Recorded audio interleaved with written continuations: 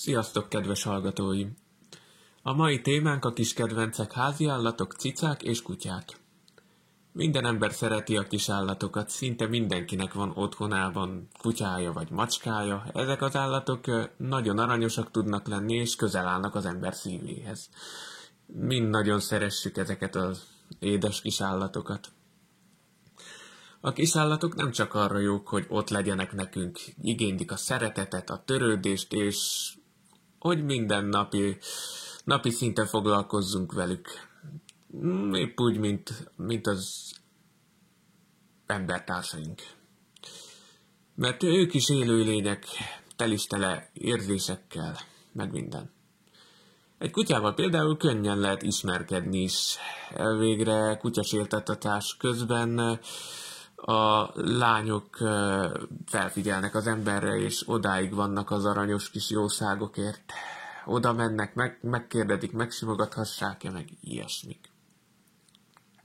Ugyanakkor a macskák is nagyon aranyosak tudnak lenni, hiszen azok a gyönyörű kis önző vadállatok imádni valóak, főleg mikor simiznéd a kis pocakjukat, és elkezdenek karmolászni, meg harabdálni, de csak játékosan.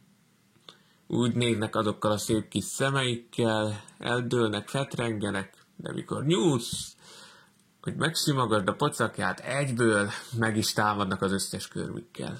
De attól még nagyon aranyosak és különleges kis állatok. Nekünk például nagyon sok cicánk van, és mindet egyformán nagyon szeretem, nem is tudom, mi lenne velem nélkülük. Még a bogyókát is kivéve, amikor rossz, de akkor rendszerint ő sem nagyon szeret engem. Hát igen, ha egy macska kanos, az néha eléggé gáz tud lenni.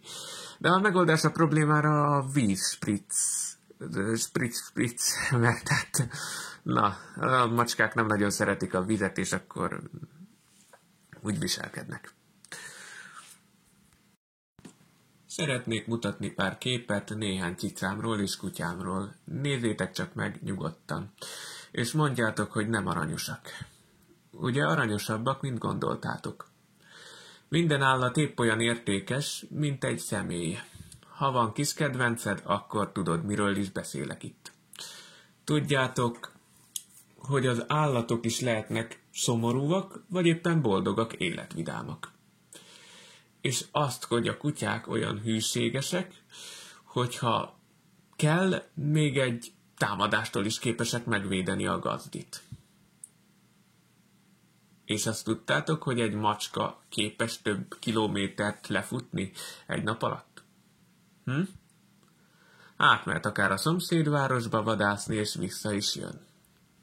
Ezek voltak az érdekesebb tények így a végére, már akinek érdekes, szerintem ezeket mindenki tudja. Mindegy, mindenkinek legyen nagyon szép napja, vagy estéje, bármilyen napszakja, amikor ezt hallgatja. Ha tetszett a videó, kérlek lájkoljátok, iratkozzatok fel, és osszátok meg. Köszönöm szépen, hogy itt voltatok, sziasztok!